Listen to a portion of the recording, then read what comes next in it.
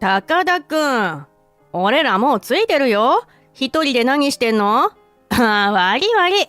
工場から来た無能な中卒くんだから時計読めなかったのか。耳に当てているスマホから聞こえる楽しそうな声。社員旅行当日、誰も現れない待ち合わせ場所でひたすら待っていた俺。待ちきれず上司に電話をかけてみたら、どうやら上司は社員たちに別の時間を伝え、先に目的地へ行ってしまったようだ。空港のざわめきが聞こえなくなるほど血が頭に上っていくのを感じたが、深呼吸でどうにかやり過ごす。黒川のことだから何か裏があるかもしれないと思ってはいたけど、まさかここまでやるのかよ。おいおい、お前まさか今ぼっち？飛行機のキャンセル料払ったら仲間に入れてやるよ。いや、いいです。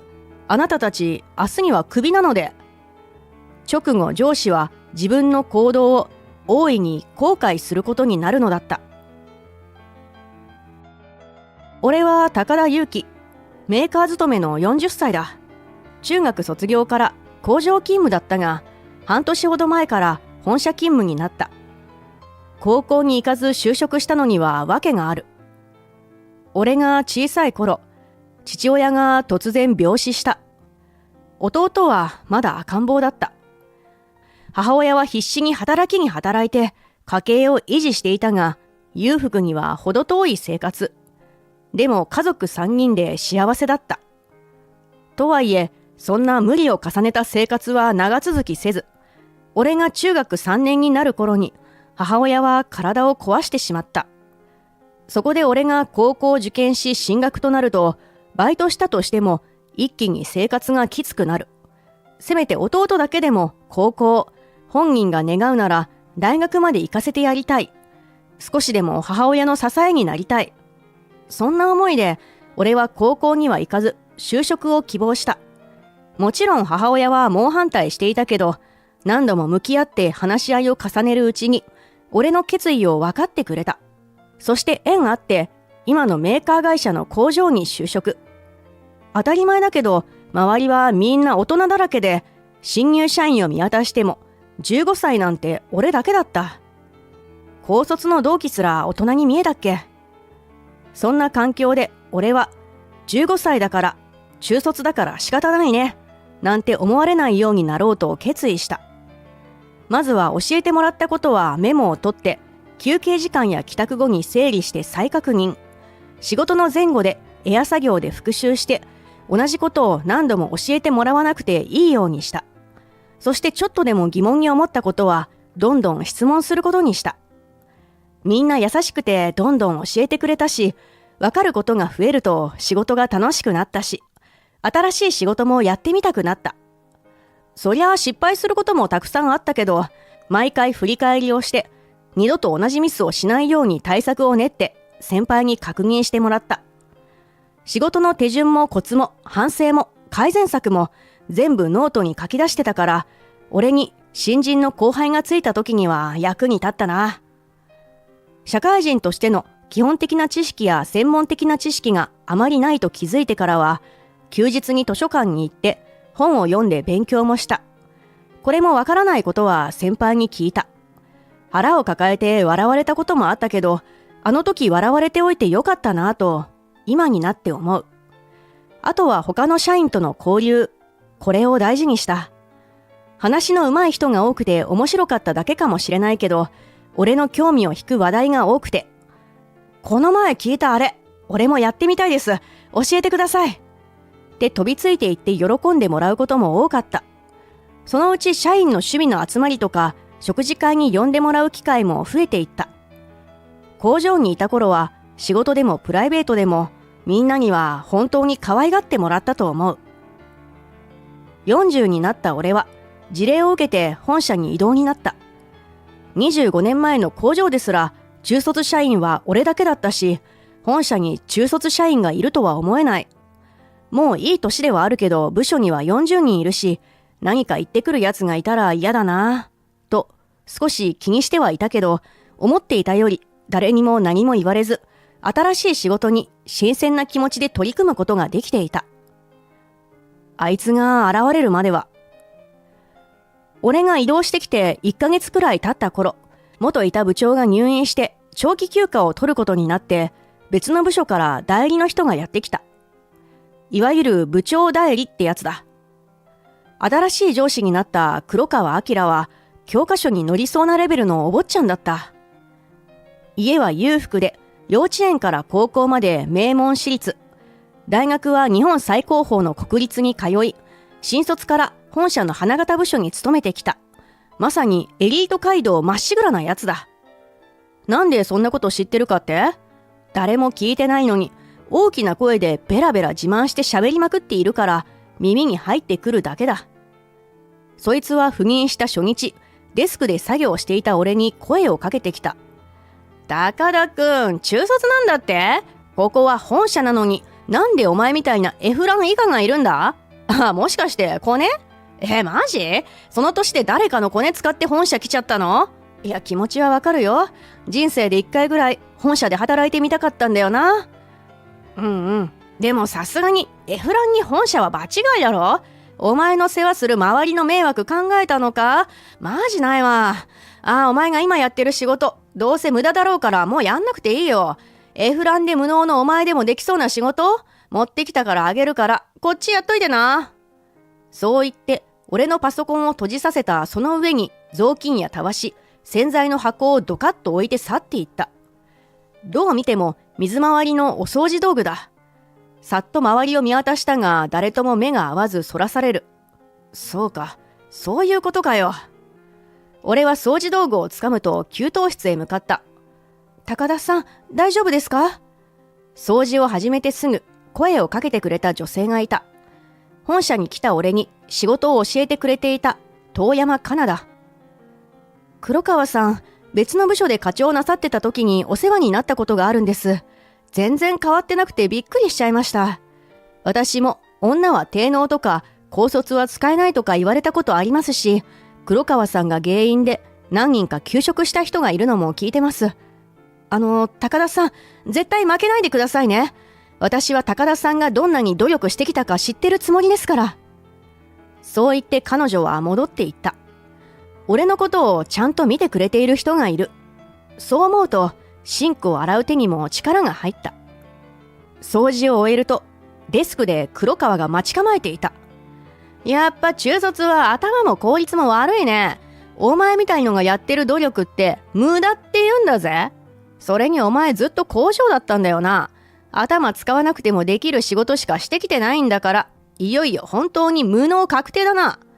この部署に置いてやってるだけありがたいと思えよ。こんなことを言うくせに、黒川は俺を近くに置いて仕事を手伝わせた。黒川は実はいいやつだった。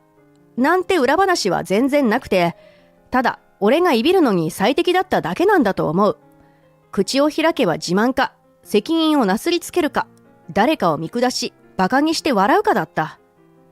黒川がしたミスは全部俺のせいにされて、外部や他の部署の人に指摘されれば、すみません、うちの無能が勝手にやったことでして、よく教育、いや、しつけしておきます。と、よく言っていた。他にも、普通に考えてできっこない量の仕事や、意味のない仕事を俺にさせては、中卒の工場上がりはやっぱり使えないなぁ、と、ニヤニヤしながら言うのが日常だった。きれいにしたばかりのトイレをわざと汚されて、掃除をやり直しさせられるの、辛かったな。そんなある日、社員旅行の行き先が決まったと発表された。今年の社員旅行はグアムだ。日程はここ。宿や予定表は追って連絡するから楽しみにするように。グアムに行けるとあって、俺の心も少しウキウキしていたが、そんな俺の肩を掴む奴がいた。黒川だ。高田くん、部長補佐として社員旅行のプランニングは任せたよ。大した仕事してないのお前だけなんだし、これくらい進んでやって部署に貢献してもいいんじゃない？楽しい旅行にしてくれたらいいからさ、とりあえずなんかプラン出してよ。忙しい時間の合間に俺が評価してやるよ。だってさ。とりあえずでネットで調べたグアム旅行のベタなツアーを参考に組んだプランを出してみたけど、黒川の評価や注文は日によって違ったり、かないっこないことを言い出したりした。例えば、水平線に沈む夕日が見たいって言うから、島の西側の海辺のホテルを探してきたら、朝は木々に囲まれてマイナスイオンを浴びて目覚めたいとか、朝到着して早々にビーチを楽しみたいと言ったかと思えば、着いたらディナーに舌包みを打って部屋でのんびりしたいとか、日本人だから和室がいいって言ったり、グアムなんだから洋室でベッドだろって言ったり、もう散々だった。電話やネット、時には掲示板で情報探しをしたり、グアムに馴染みのある知人に協力してもらったりして、なんとか黒川が納得してくれる飛行機や宿、飲食店なんかを予約することができた。苦労して、やっとできた工程表や案内を社員全員に配って回ったのは、もちろん黒川だ。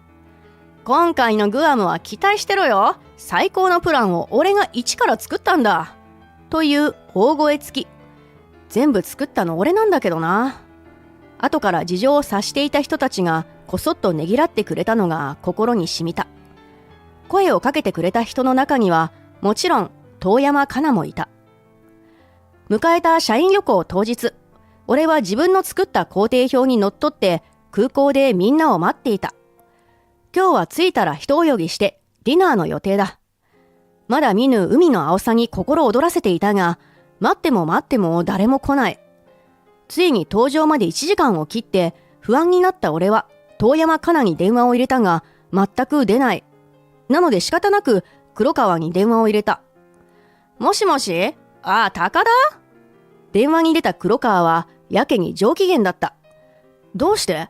待ち合わせ時間はとっくに過ぎてるのになんでそんな明るく話せるんだ？俺は訳がわからずフラフラした。今空港で待ってたんですけど誰も来なくて。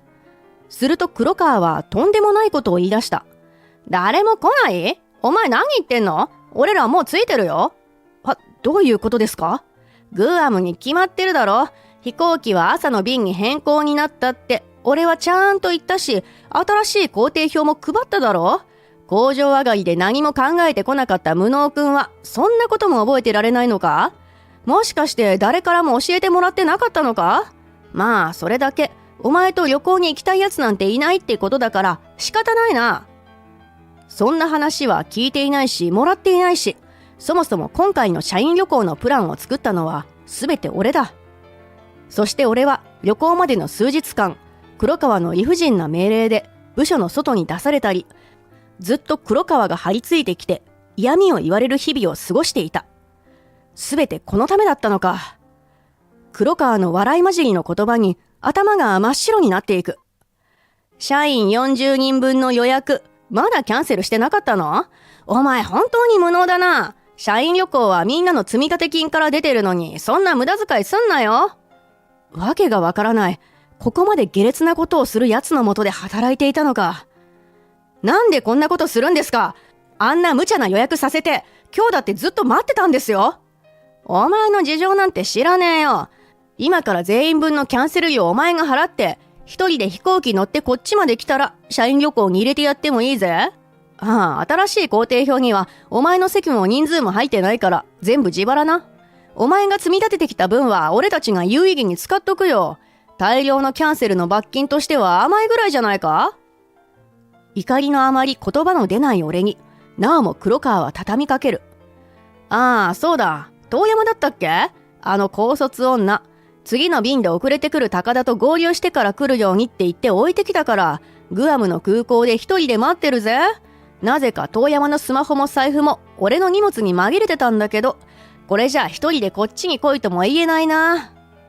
だからさっき遠山さんに電話をかけても出なかったのか。遠山に何かあったらお前のせいだな。ない頭でどうしたらいいか考えてみろよ。無能が無能をどう助けに行くのか見ものだわ。その瞬間、堪忍袋の緒がプツンと切れる音がした。こんなことは言いたくなかったが仕方ない。俺は大きく息を吸って口を開く。わかりました。もうあなたは俺の上司でも何でもないです。明日以降は我が社の社員でもありません。お前何言っちゃってるの？部下が上司をクビにするとか聞いたことないんですけど。黒川が耐えきれない様子でゲラゲラ笑う。わけがわからないならわからないで結構です。詳しいことは追って説明しますね。では。それだけ言うと電話を切った。笑っていられるのも今のうちだ。すぐさま俺は別の電話番号を呼び出し、あるところに電話をかけた。みんなが社員旅行から帰ってきた次の日、黒川は社長室に呼び出された。もちろん呼び出したのは俺だ。なんでお前が俺を社長室に呼び出すんだ？お前はいつから俺の上司になったつもりだ？中卒の無能のくせによ。呆れて声も出ない。俺は悪態をつく黒川に背を向け、社長室へと向かう。失礼します、社長。黒川さんを呼んできました。入ってくれ。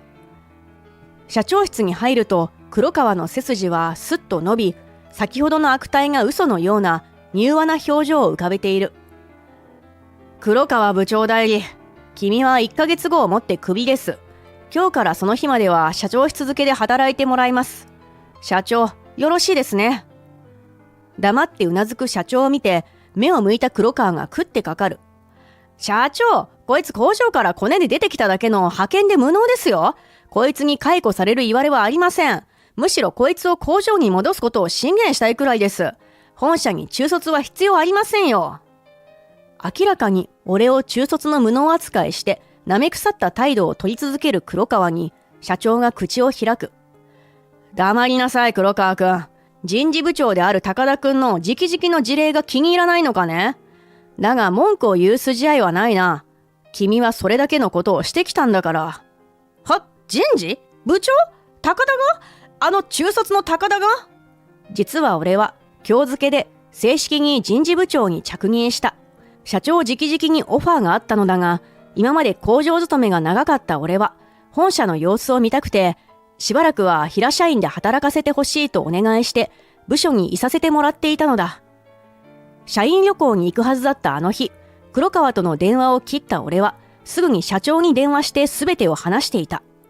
その足で本社に戻り、あるものを社長に提出し、今日という日の準備をしてきたのだ。黒川は聞いたことが信じられないのか、俺と社長を交互に何度も見て慌てている。高田が新人事部長？社長嘘でしょ？こいつ何にも知らない中卒ですよ。こんなのが人事のトップだなんて会社の品格が下がります。人事部長のポストに就くなら今部長代理をしている俺でしょ。工場から一気に人事部長なんて間違ってます。なおもわめく黒川に社長が続ける。黙りなさいと言っているだろう。私は高田くんが会社に入ってきた15の時からよく知っているが、昔から頑張り屋さんで何事にも熱心で、愛想もよく、勤勉、意欲もあって。何より他人と交流し学ぶこと、得たものをすべて吸収して次に生かすことを大事にしていた。工場長だった私のところに専門書を持ってきて教えを請うてきたのは高田くんが初めてだった。私も勉強不足を感じる日々だったよ。そんな彼ならと私も工場長の座を任せて本社に来ることができたし、その力は本社で発揮されるべきじゃないかと考えて、人事部長就任のオファーも出した。私の見る目は正しかったようだね。こんなことを言ってもらってこそばゆい気もするが、実は社長にだって中卒だしと俺を軽く見ていた時期があったらしい。俺が成人して初めて飲みに連れて行ってもらった時に聞いた話だ。社長は初めから父親の後を継いで社長になる予定で、黒川と同じく何の不自由もなく大学も出ている。でも工場長の時に15の俺と出会い、子供が子供らしさを感じさせずに振る舞い、努力をして勉強する様子や、学んだことを確実に身につけてどんどん成長する俺の優秀さを見て、大事なのは学歴よりどんな苦労をどれだけ味わってどう乗り越えてきたかなのだ。肩書きや学歴だけで他人を評価するなんて俺もまだまだだと思ったらしい。彼は初めから大人に混じって本当に一生懸命努力していたよ。朝は早出より早く出勤してきて掃除に準備。作業が終わっても残って反省や復習をしていた。他の社員が大きいミスをしでかした時も真っ先に気づいて声を上げて、どうしたら影響を最小限に抑えられるかを進言して最大限のカバーをしてくれたのは高田くんだった。人付き合いもとても大事にしていたから、高田くんがいるなら信用できる、契約しようと言ってくれた企業も少なくないんだ。それで厳しかったうちの工場の業績が V 字回復したこともあるんだが、ずっと本社にいたのに黒川くんは知らないようだね。これだけの実績と信頼のある人間をなぜ君は無能呼ばわりするのかな。これからの会社には肩書きと学歴だけ立派な人材ではなく、高田くんのような身の詰まった人材が必要だと思わないか。俺は工場に就職してしばらく、他の社員の話が面白くてもっと知りたくて、呼んでもらうがままに遊びや食事や集まりについていっていた。その結果、社員の家族やプライベートの仲間たちともつながりが生まれて、結果的にかなり広い人間関係が出来上がっていたのだ。工場の業績が落ちていた頃に新規の取引先を探している企業があると紹介してくれたのも、グアムでの社員旅行のプランを組むのに協力してくれたのも、そのつながりの中の人たちだ。そして君は私の姪っ子を海外の空港に一人で置き去りにしたようだね。わざわざスマートフォンと財布まで抜き取って。黒川がみるみる青ざめていく。そう、遠山かなは実は社長の姪っ子だったのだ。俺は社員旅行の日に社長に、同部署の遠山が空港に置き去りにされている件も報告していた。親戚であることはその時知った。遠山自身は家柄でなく実力でみんなに認められたいからと、一切誰にもこの話はしていないし、する気もないそうだ。空港に置き去りにされた遠山のことは、社長が現地に住む社長の知り合いに連絡を取って保護しに行ってもらうと聞いていた。そのまま社員旅行には戻らず、別便で帰国していたらしい。さらに、こんな報告もある。社長がバンとデスクに分厚いノートを置いた。これは社員旅行当日に俺が社長に提出したものだ。これは高田くんが個人でずっとつけている日報、記録だ。ざっと読ませてもらったが、君は高田くんや私の姪っ子以外の社員複数にも嫌がらせや迷惑行為を働いているようだね。共通点はみんな大卒でなかったり、正社員でなかったりか。わかりやすいな。そう、もともとこれはその日やったことや教えてもらったこと、学んだこと、反省や次への生かしを書くただのメモだった。それがいつしか浮かんだアイデアや疑問に思ったこと、その日気になったことも書き留めるようになり、黒川に押し付けられた掃除をこなす中で聞こえた話もついでに記載してきていたのだ。ここに書いてあることが事実か否かは本人を呼んで聞けばわかることだ。なあ黒川くん、まだ君は高田くんより自分の方が人事部長に向いていると思うかい？社長が問うと黒川はガクッと膝をついてうなだれながら答えた。だって俺は超名門大卒で花形部署出身のエリートで、だから。社長はふーっと息をついた。経歴がいいことが優秀な証なのか？お前が言う優秀とは肩書きだけ見て他人をバカにし貶めて存在な扱いをすることなのか？そんな奴に周りがついてくるわけないだろう。高田くんの周りには常に誰かがいるが、お前の周りを見てみろ。誰もいないぞ。優秀かどうかとは、人生でどんな苦労を味わってどう乗り越えてきたかなんだよ。これまで大した苦労をしてきていない。他人の苦労をバカにして足毛にしてきたお前にとっては、これからが人生の本番かもしれないな。黒川はもう何も言えなかった。約1ヶ月後、正式に黒川はクビになった。社長が他の社員にも聞き取り調査を行った結果、俺の記録に残っていた以上の人数から多くの嫌がらせ報告が集まった。おまけに過去に退職したり休職した社員の中で黒川の部下だった人たちに連絡を取ると、退職や休職に至った原因は漏れなく黒川だったのだ。諸行に気づき対策を取るのが遅れて申し訳なかったと伝えたよ、と社長が話していた。そして俺がもともと組んでいた社員旅行の代金は会社が一括で立て替えた上で弁護士を通して黒川に請求している。あいつのわがままをかなり聞いたせいでかなりの額だったから支払いに苦労しているようだが、俺の知ったことではない。クビになった黒川はというと、再就職を目指したものの懲戒解雇を食らっているせいか、なかなか雇ってくれるところがなく、今は遠く離れた地方の小さな工場でライン製造の仕事をしているらしい。なぜこれを知っているかというと、その工場と取引している企業にも工場にいた時につながった俺の知り合いがいるからだ。別に聞きたい話でもないけどね。そして今、俺は晴れて新人事部長として職務に励んでいる。黒川の一件で社長は人事部内に社内管理や社員のメンタルヘルス管理のための新しい課を設立し、課長には遠山かなが就任した。俺はまず人材採用の条件から学歴の欄を撤廃し、今までどんなことで苦労し、どう打開してきたのかを面接で聞いたり、書き起こしてもらう機会を増やした。苦労している人は努力の仕方を知っているし、慢心が少ないので、周りとの圧力も生みにくい。遠山の新しい課には、現在進行形でくだらない嫌がらせや理不尽な目に遭っている相談が寄せられるようになり、俺が両者から別々に話を聞いた上で、移動させ物理的に話したり、再教育プログラムを組んだりした。俺が人事部長になってからは離職率が下がり、人材と教育が安定していることから信頼も得られるようになって、業績も右肩上がりだ。優秀な人材に肩書きや学歴は関係ない。これまでの人生でどんな苦労をして、どうやって切り開いてきたかが大事なんだ。